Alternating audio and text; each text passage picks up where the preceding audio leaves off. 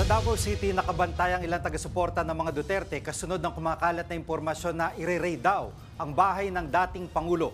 At live mula sa Davao City, nasa frontline balitang yan, ang aming Mindanao correspondent, Bril Montalvo. Bril, anong latest dyan? Jiggy, nandito tayo ngayon sa labas ng bahay ni dating Pangulong Rodrigo Duterte sa Doña Luisa Subdivision, Matina, Davao City. Maraming Duterte supporters ang dumadating dito magbantay lang sakaling i-raid nga raw itong bahay. Kung kahapon tila nagmistulang protesta ang selebrasyon ng Araw ng Davao, ngayon tahimik ang mga taga-suporta maghapon. Kahit umuulan kanina, bantay sarado pa rin ng mga Duterte supporters ang buong paligid dito para sa paghahanda kung sakaling i-raid ng pulisya ang bahay ni dating Pangulong Duterte.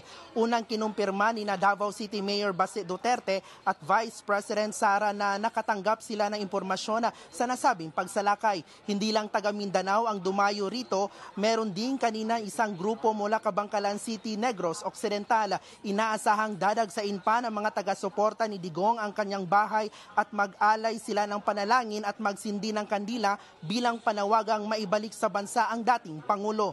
Nabanggit ko lang din, ideklara ng Malacanang ang araw na ito na special non-working holiday bilang araw ng pasasalamat sa selebrasyon sa ika-88 araw ng Davao. Jiggy, sa ngayon wala namang nangyaring pagsalakay ng sinumang otoridad dito sa bahay ng dating Pangulo. Nauna nang pinabulaanan ng Davao Police na fake news ang nasabing balita. Balik sa inyo, Jiggy. Maraming salamat, Bril Montalvo, News 5 Mindanao. Mga kapatid, Jiggy Manikad po, iba na ang may alam at may pakialam sa panahon ngayon.